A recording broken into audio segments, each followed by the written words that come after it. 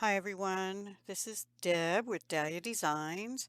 I am here to finally share with you what I've made with the January 2024 Potomac Beads Treasure Box edition of their Best Bead Box.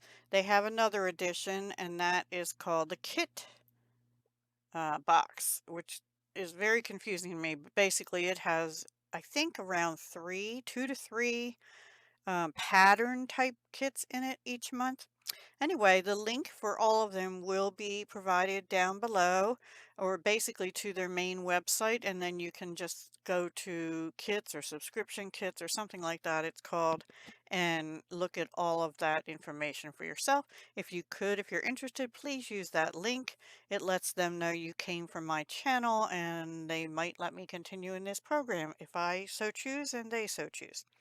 So for now, I'm continuing, and I wanted to share it. This box was a bit of a challenge for me for some reason. I didn't think so when I first opened it, but yeah, I don't know. I just maybe my mojo just left the house for a while. I had trouble getting started with it, and then some personal things happened, and I had to take a break, and then I had to get back into it. Anyway, long story. So this is the first piece I made. I made a charm bracelet. What was in the kit was these playing cards, and I thought they were beads at first, which would have made it easier, trust me. But they were called charms. They had a hole drilled through the front to back, but it's a very small hole. This is 22 gauge wire. Most of my jump rings are 18 gauge and 20 gauge, mostly 18 gauge, and none of them would fit. I think I tried a 20 gauge one and it wouldn't fit either. The chain, heavy chain, was from my stash. I had these little playing card charms too in black, and there's four of them on here. And then these black AB type beads were from the kit, and I'm gonna forget now where these little whitish clear beads, they might have been from last month or some other month, but I'm pretty sure they were Potomac beads, just not the current month. And so I just wire wrapped them on. Now I did put them on with jump rings except for the rectangles. It was just getting too confusing. Okay, here's a tip. Don't use Rolo chain, which, one ring goes this way and the other one's sort of this way, and then the next one is this way. It makes it really hard. I mean, you can use it, but don't use it for charm bracelets because it makes it really hard to keep them in the same direction. And I thought I did okay, but now I don't know. So anyway, this should be about a 7 inch, maybe 7 1/4 inch bracelet. And that is what it looks like. So not a chunky bracelet and not, what do they call those? Not a cha-cha, which is like full of baubles and stuff. Just what I did is every other link because every other link goes the opposite direction. So I wanted to make sure they were all going the same direction. So that's piece number one, charm bracelet, card playing charm bracelet. I'm going to raise you up just a tad for the next piece, and that would be this necklace. I used 6 of the, what did they call these? Check triangle blue crackle glass or something like that. I also used the druzy agate in the blue iris. More of those black beads that have half AB on them, depending on which way they turn. And these are from my stash. This chain I found in my stash, and it looked like it was hematite at first, but it kind of has a blue tint to it, and I had difficulty finding class to match it because my hematite ones were more gray than this. My black ones were black, Antique silver seemed to be the best way to go, but I do have hematite jump rings and hematite color wire guardians, which I wanted to do because these are open jump rings. These were Tiara cast from ages ago, and they were no longer available then. I bought them on a clear closeout or something. So very simple necklace with just a lobster claw clasp and a closed jump ring in the back, open jump rings hooking the clasp and this closed jump ring on. Very simple. And then I did make earrings to go with this one, which is the only pair of earrings I made for this box. I just wasn't into making earrings this month. So this is what they look like. They have the druzy, the black with the AB, and then I wire wrapped two of the triangles, and I managed to get them even. The earrings are even, and these are silver finished steel ear wires with a ball and coil. I just have them on my my cutter tool because even though that's a little too thick too, trying to find something that I could put them on. That's what they look like. They're long. Let me see how long they are. They're long and dangly, which I don't tend to sell too many long and dangly earrings. Let's see. They will be, nope, they will be about 2 3/4 inches if I did that right. Let me lay them down instead of having them on here. So there we go. Okay, so the next necklace, I was on a necklace bonanza except for that bracelet and these earrings. And this was made one day in, like, it took me all morning to make this. And then I went out and took a walk, and then I didn't feel like getting back into it. I did house chores instead. And so I think I designed this also, but I didn't make it. And then all the rest of this was made today. So, which is Friday, February 9th.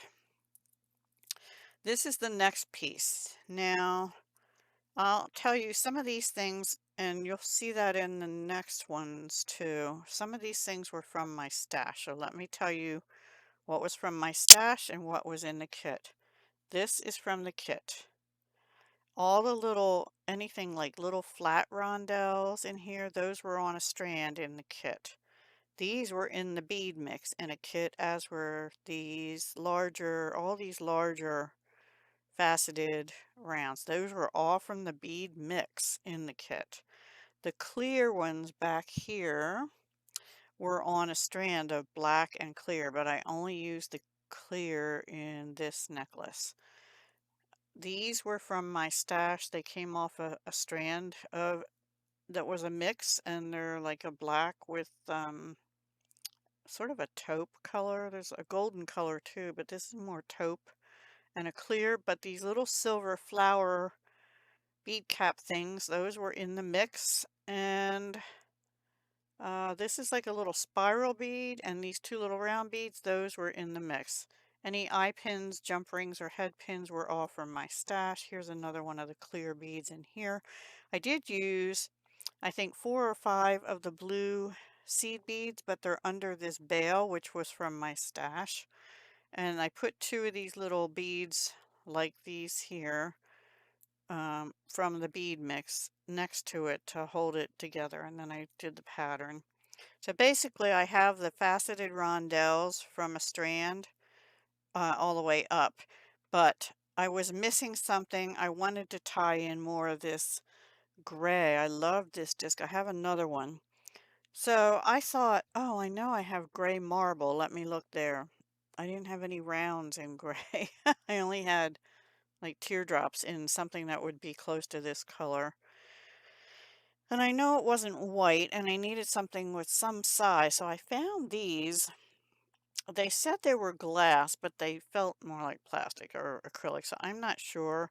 But they're kind of cool. They look gold in some light and silver in some light, and they're white base and even sort of a blue, and it just depends what's reflecting on them. But I thought they went well with the design that brought a little bit more white with gray or silver in. So let me know if you think I did okay with that. And then this is called, it depends on who you ask. It's a self-closing oval clasp. I call it sort of a carabiner, but it's yeah, it's pretty easy, but it stays closed, once it closes. And these jump rings are, I mean, the oval rings are on the side of it, came with it. And I did not use wire guardians here because this was really thick, these oval side rings. So I just crimped, and the beading wire I used was from the December kit we got from Potomac Beads. So that is my second necklace. The next one I wanted to use the labradorite, and they gave us a strand of 12 pebbles, 3, 6, 9, 12. I used them all, and what I did is first this much, let's see here, I was originally going to make a bracelet, but it was too big. These were in the bead mix, these little spirally beads. I don't know if you can be able to see them, but they have like ridges in them, and some of them are sort of silvery, and some are more black, but they have, I forget what they call them, turbine beads or something maybe? I don't know. But they're like a squished bicone, but with spirals around them. And there were 5 daggers in my mix, but these were the only 3 that matched, and they have sort of a blue hint to them. So I laid that out, spaced it out. I put 2 of these spirals. They were the last ones. So 2, 4, 6 of those. No, 2, 4, 6, 8, 10 of those I had. And then I thought, well, what am I going to do? It's too big for a bracelet. So, and I didn't really like the way the spikies were on it because like one was over here and one was over here the way I designed it with the beads. So I went looking in my stash for other labradorite, but I didn't want any big labradorite. I had some more ovals, but I wanted something different. So I found these little 4mm faceted labradorite. They are not the best quality because they don't have much blue sheen in them, but they're still pretty. And then to kind of bring out the blue that's in some of these, I spaced every single, not true, yes, every single bead from here down has one of the little light blue sapphire 11O Mayuki seed beads in between as a spacer. And then back in this section, so 2 here sort of designates, okay, it's changing now to this pattern. I just did, you know, the seed bead, 5 labradorite, seed bead, one of the round faceted disc things that were rondelles that were in on a strand, seed bead, 5, seed bead, rondelle, seed bead. And I did 1, 2, 3, 4, 5 sections of those on either side. And I did just end it with a lobster claw. I did use wire guardians. This one is a, I think is, yeah, this side is a closed jump ring. This one I did put on a round jump ring just to have a little more movement. This is an 18-inch. This one I think is 19.5 inches plus a 3.25 inch dangle in the front. The name of this box was the Roaring 2020's. When I think of the Roaring 20s, 1920s, I think long necklaces and tassels for some reason, or like a knot down, you know, at your um, midway down your chest, okay? Um, and then like a knotted necklace with a knot and then a little loop at the bottom, that kind of a tassel. I hope that makes sense to you. Anyway, um, but I didn't have enough beads to make something that I wanted to do like that. I don't know, I just wasn't feeling it. So this is my tassel. My tassel for the Roaring 2020s. This is a simple 18-inch necklace, and the next one is as well. We had these, this is the last piece. We had these dichroic glass beads. Let me tell you, I don't know what color you say those are in there. Sometimes they look copper, which is what I was leaning towards, sorry. All right, let me put that light up a little bit. Sometimes they look black, right? You can see through, they're like black on the inside. Copper, rose gold. I ended up thinking they look purple, purple dots. because none of my copper or rose gold findings would go with them. I was looking for spacers and none of them looked right. So what did I do? I went back to August 2020. I went back to my Potomac Beads stash from past kits and I found these smooth rounds 4mm in like a clear amethyst. And there's no more of these left now. I used them all. These 4mm check rounds, these were opaque in spiced lavender. And that is these right here on here. And then these beads, well, let me go back. If we start down here, these are from that strand, I think, or maybe they were from the bead mix, and I can't remember now. But the sort of black and clear ones in the middle, those were from my stash from a box craft store. And but then here's the clear amethyst, the spice lavender on the other side of that one from my stash, clear amethyst, and then okay, these were from the mix, these bigger ones, these back here, these four were from the black and clear strand faceted round check glass. So down here I used the larger ones and I did clear, spice lavender, the sort of 6mm round from my stash, spice lavender, clear, and then the black again and the diamond. And I did that up until basically till I ran out of that size from my stash. Or no, from the kit, I'm sorry. And then I switched to same pattern 3 more times. Nope, 2 more times. I used the smaller faceted black, and then here I didn't have any more of those.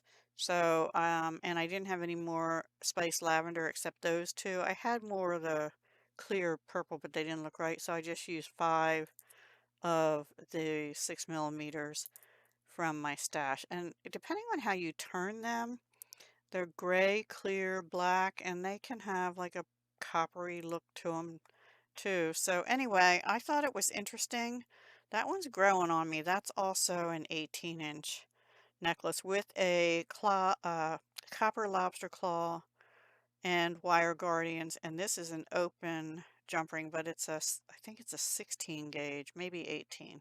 Anyway, I don't have any closed copper jump rings. It's hard to find soldered closed jump rings. And I made sure all the clasps work.